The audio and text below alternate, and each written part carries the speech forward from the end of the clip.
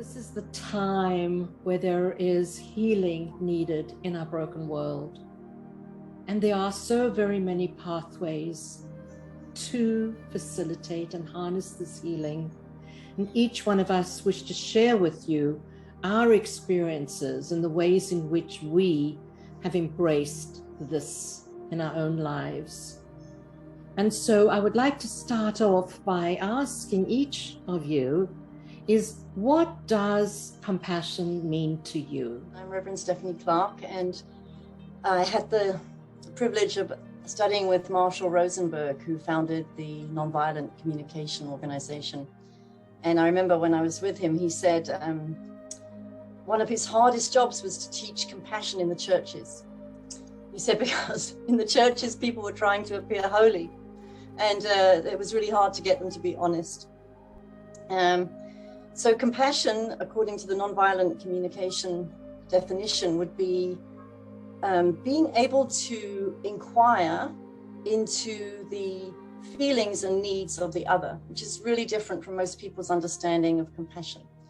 So when I'm inquiring into someone else's feelings and needs, guessing, asking questions, are you feeling sad because you're needing some more connection? Are you feeling angry because you're needing some more respect? That kind of, it sounds a little contrived as I say it now, but when someone feels that I am really interested in their inner world, there's a sense of oneness and a sense of connection and a sense of shared humanity. And that is a compassionate response to someone who's in pain. So if someone's in pain, if they're feeling sadness, anger, whatever, it means that they've got important human needs that are not being met in that moment. If they're happy and joyful and feeling light and free, it means their needs are met in that moment. So the compassion is when someone is feeling that sadness, and it's the trigger to understand that their needs are not met. Everything that Rev Steph has said, I absolutely embrace and agree with. And I will add for myself, and hopefully an opportunity for others to also hear this concept. In my religion, which is Judaism, I'm also an interfaith minister. My name is Shana Lester, but I'm a Jewish interfaith minister. In my particular ministry, I have kept my Jewish core. And the basic teachings of Judaism teach that every soul is a holy soul. So that when I'm faced with something that is shocking, or where I might have judgment, I have to go past whatever I'm faced with to know that the soul that's underneath all these layers of, quote, clothing that we wear or speech that we offer is hidden. The soul is hidden, but underneath that is something that is holy. And so I have had the occasion, which I will speak about later, on quite a few occasions, to have the opportunity to really have to take a quick breath and shed any judgment that I might be carrying with me so that I can see the deeper essence of a person. And that, to me, is what compassion is. That when I can stand so close that I can see and feel that essence and not be turned off by my outer judgments. Well, thank you. And it's wonderful listening to the way you've both shared so far in the skills and the applications that each of you apply, which certainly resonates, I'm sure, with many of us here. I have a very interesting relationship with compassion, and it's something that I'll talk more about later in this. But as a student going through the All Paths Divinity School process, I'm 2 classes away from my ordination at this point, and I've done the vast bulk of the classwork that's been assigned to me, which has been transformational, not only in my own interaction with the world, but also in my understanding of compassion. And I sit in a place now very different than 18 months ago, where if you had asked me what is my definition of compassion, I would have said it's being nice to somebody. It's putting your arm around somebody when they're having a bad day, or giving somebody a bottle of water when they're thirsty, and that's compassionate. And I kind of laugh at that now because I sit here 18 months later and I go, for me, compassion is about falling into the oneness that we all are. And that when you fall into that oneness and recognize that there is no separation, that we exist in this together, and that your pain is my pain and your suffering is my suffering and your journey is my journey, then you approach every situation and every person that you come across with a loving heart. And that becomes the root of compassion for me, which is a very different place than just giving somebody a hug 18 months ago. Compassion is self-compassion first. If I can't be gentle with my own suffering, my own struggles, my own darkness, I'm not in a position to offer compassion to anyone else.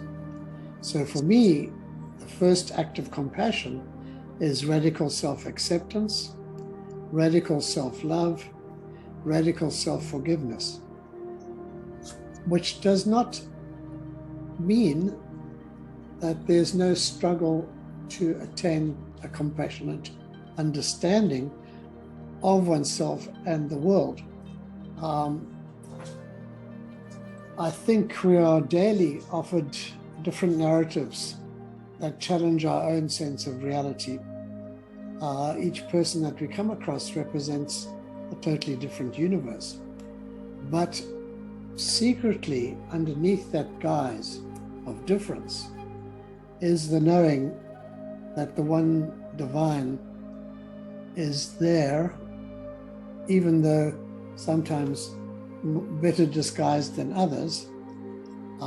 It's calling upon that presence that is innately within everything, and each person that I encounter, that I can remind myself of the divinity within me that allows me to find compassion for myself, and then that allows me to offer compassion to whomever else is out there, because there really isn't anyone out there.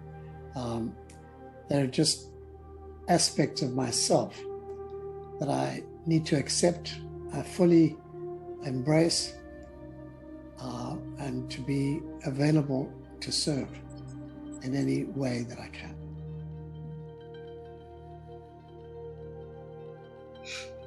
So thank you. And so preparing our hearts then for compassion, mindful of this broken world, I think we begin to recognize and be honest of the brokenness within ourselves in our human journeys as well.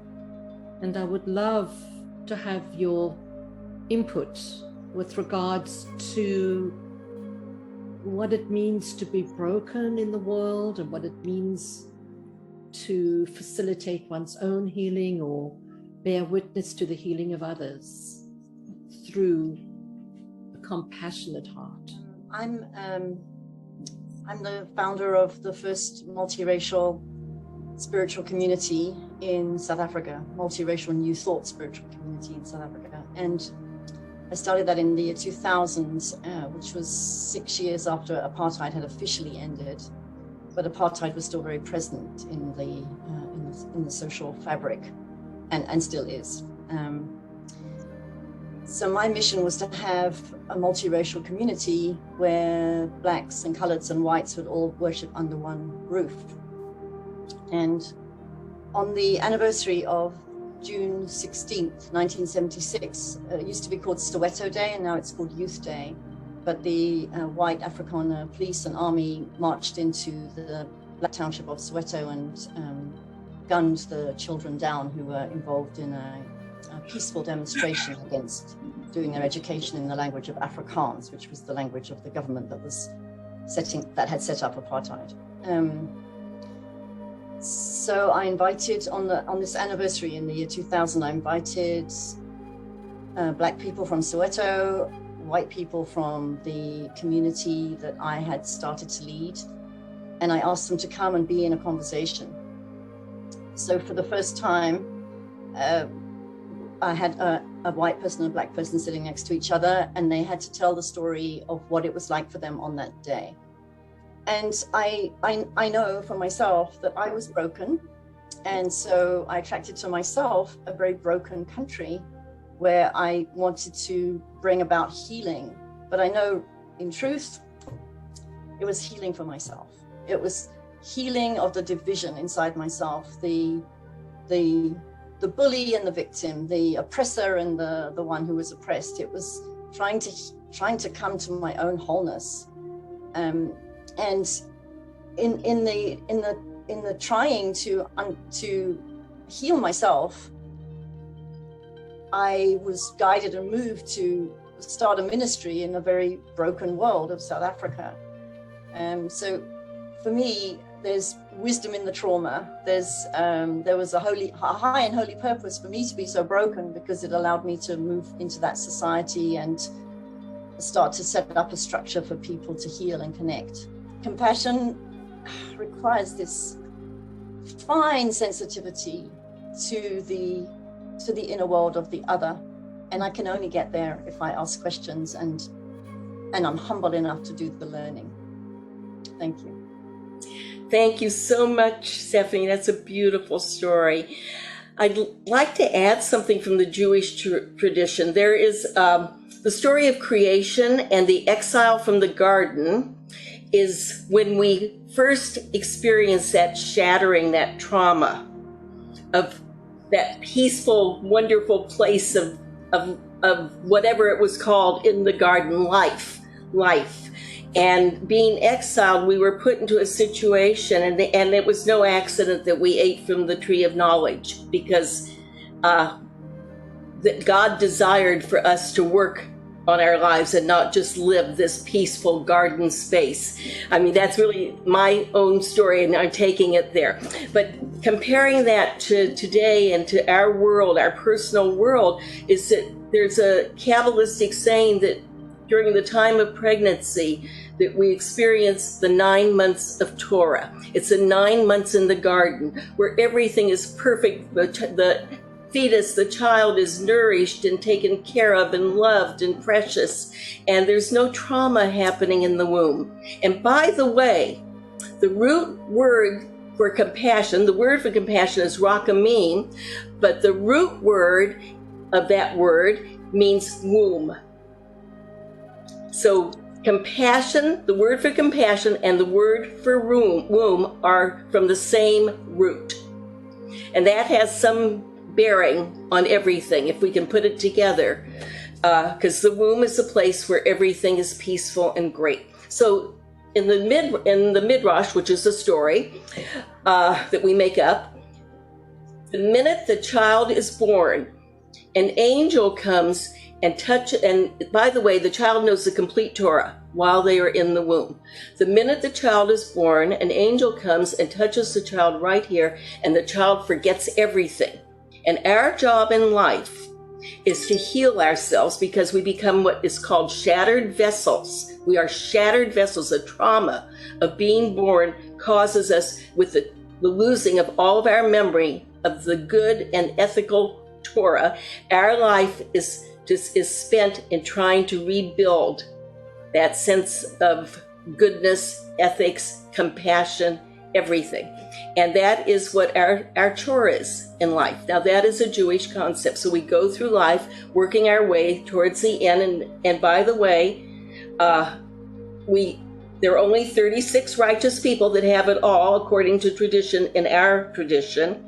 So there's billions of people in the world. So it means most of the world, except for these 36 unknown people, are really struggling a lot with trying to find out, put themselves together and be compassionate.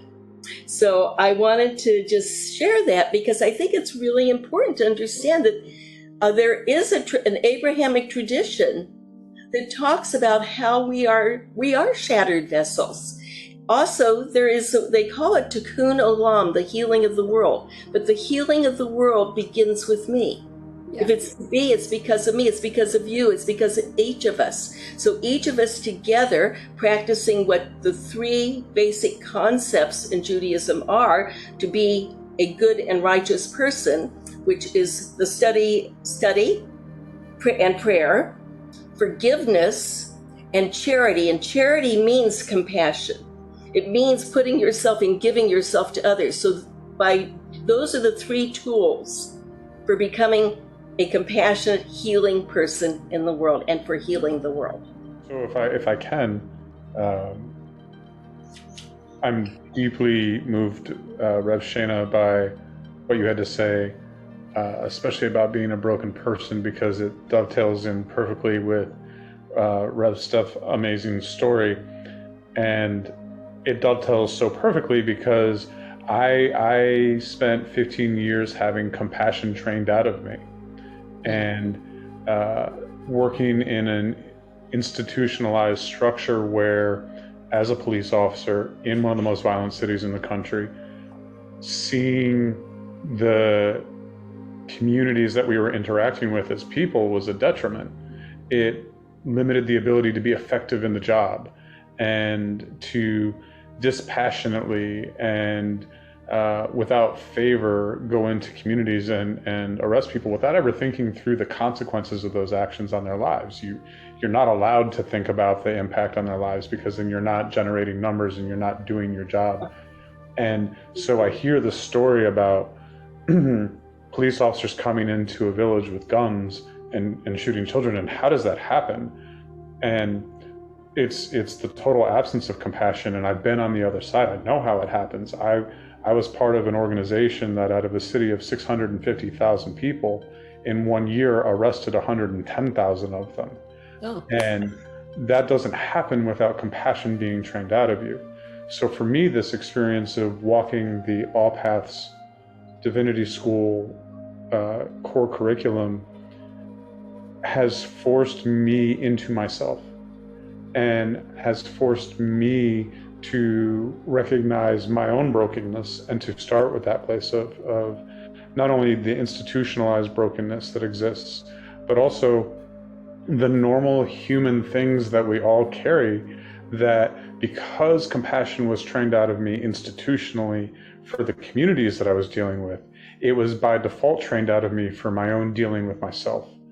And as a consequence of that, all of the dark work, all of the shadow space inside of me that needed to be addressed just sat there and festered and contributed to the brokenness of myself, and did not allow me to walk that journey towards healing myself. The last 18 months of sitting in silence and sitting in the space of being okay, being vulnerable to myself, all of these things have been really hard, painful lessons, and I am so deeply grateful for every single one of them, because I come out on the other side recognizing that, oh wait, this is a lifelong journey. Okay, let me get settled in. And also that in doing the work, in sitting in the silence and going into the shadow space, what that allows me to develop is a sense of compassion for myself, which I can then hopefully through my own human failings radiate to the people in the world around me. Where you say compassion is trained out of you, do you see a place for compassion? If you start with the principle that every one of us is us, that we are all connected, that there is no separation, and that compassion should sit at the heart of every decision that's made. That means that when you get out of the car on a noise complaint and you walk up to a house, you don't yell at everybody to shut up, and if I have to come back, I'm going to arrest everybody. You don't just slap cuffs on people and scar the rest of their lives with an arrest record. You sit down and talk to them to try to find out what's going on. The culture that we live in right now, especially in the space of law enforcement, sees that as weak and sees that as that's not the job that I signed up for. And I argue vehemently that it is in fact the job that you signed up for. If we're looking to build a safer community, if we're looking to build sustainable communities, if we're looking to build communities of compassion, where our interaction with one another is based on a sense that together we are better than we are apart, that has to come from a place of compassion. And that means that's where that should be the foundation for all of our government services. Imagine if we could get everybody in Congress to be compassionate. What a world we might live in. So yeah, I think it's the foundation of what law enforcement should look like. So it's a new spin on protect and serve. Yeah. I mean, really, it's service to the highest, and it's protection of these essential essence of goodwill. You know, not to totally derail the conversation, and I certainly I don't want to be the person who talks all the time. That motto, protect and serve, has done more of a disservice to the profession and to the communities that law enforcement engages with than anything else, because it sets up a dynamic, a power dynamic, a patriarchal dynamic of these are the protectors who get to decide how to protect you, and these are the meandering sheep who need the protection of this group of people. And when you start off with a power imbalance of that magnitude, with a group of people who are given so much power, the situation becomes self-feeding. And we need to interdict that at the very beginning. And it's a lesson that applies to law enforcement, but applies in every profession and in every walk of life. I take this theme very personally. I know for myself, the many years that I've spent characterizing people as such and such and so, thinking that I know who they are, characterizing myself and thinking that I know who I am. But suffering has given me humility and the ability to see that what I might presume is the other person or the other person's reality is completely the opposite. So by not acting in my habitual reactivity, my unconscious maleness, I allowed for this feminine experience of rest. Resting in the unknowability of feeling, resting in the unknowability of the meaning of that feeling, and being comfortable with that unknowing and blessing that silence and that space. And so just as a refresher for all of us, preparing compassionate hearts, pathways to effective, sacred action for peace and healing in our broken world. Just what might be your sort of closing comments? I want to actually respond to something that Eric said, and by telling a little story that I have. I have been a volunteer prison chaplain. It was my ministry for 16 years in a women's prison. And one year, I want to respond particularly to what you said about the power structure, and also how that the need for healing is what we need. One year I brought the compassion games, the international compassion games, to the prison, where the 8 housing units played the games in a cooperative effort against each other. And the thing that they did is that for 11 days, they did acts of loving kindness. During that time, what was reported to me was that the women that were gang leaders and used that leadership for bad turned their leadership into good, using it for good. And they got all their people that follow them, the gangs, to do good acts and healthy acts and ethical acts. And they were so proud of themselves. We had a wonderful warden, and this went on for 3 years. Unfortunately, the wardenship changed and the games weren't allowed anymore. But I saw that as a real healing tool within the walls of a prison. One of the tools in the free world is when we do acts of kindness for other people, when we give to others. It's a way to heal our brokenness and to open our hearts, and it's a pathway to the healing of the world. What a wonderful, wonderful model of what rehabilitation could actually look like, as opposed to punishment. And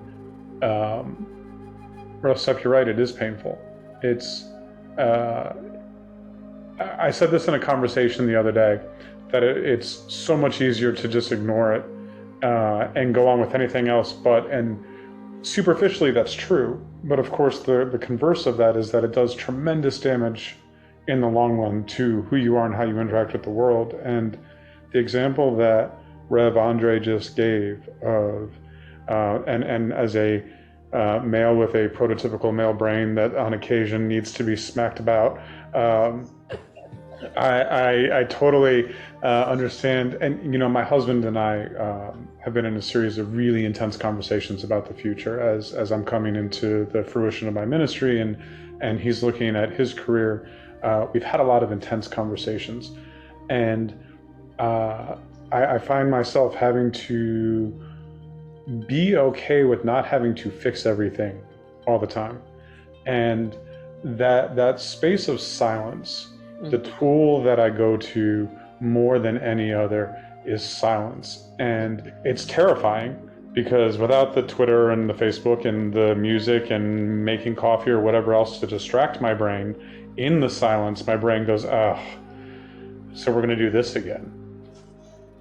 In the silence, though, is where the healing work begins and where the true path starts to reveal itself. And so for me, as I'm about to embark on my ministry and coming with this, just you know, and I know that you're all faculty, and I don't want to sound like I'm kissing up to the faculty, but it's a remarkable experience. It's such a I spent 20 years doing spiritual studies before I came to All Paths. I was 43 when I enrolled. Like I'm not a child.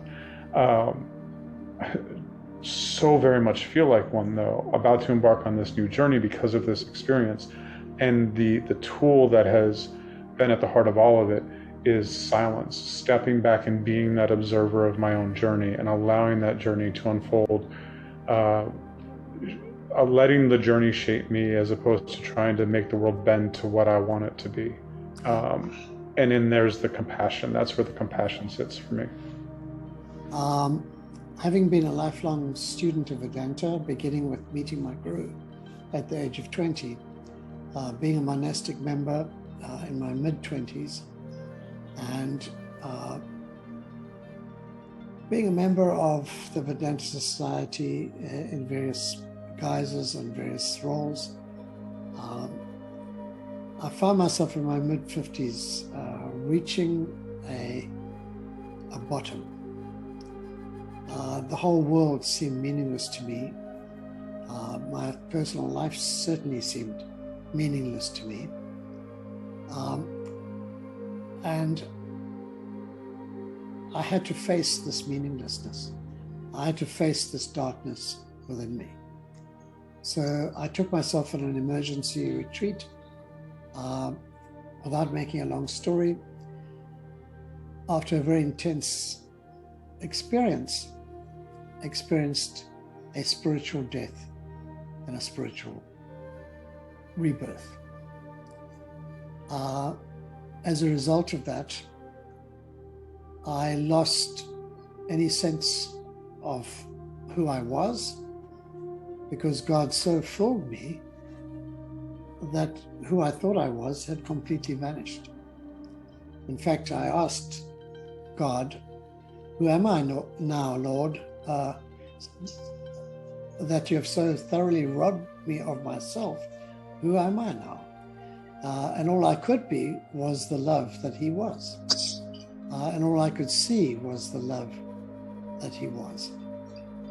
And that experience has informed everything that has come after that. Because I asked the question, is this God thing real? I want to know in a way that I can't deny. I need to know that I've actually touched the face of God. And I had that experience. So the founding of the school, the meeting of extraordinary souls through interfaith work, the marriage of mysticism and practicality, action in the world, has all fused to become an extraordinary compass in my life. And I would welcome anyone curious about all paths to consider joining us in an extension of this particular workshop, allowing for more depth and exchange, and allowing for us to explore this very important and vital topic.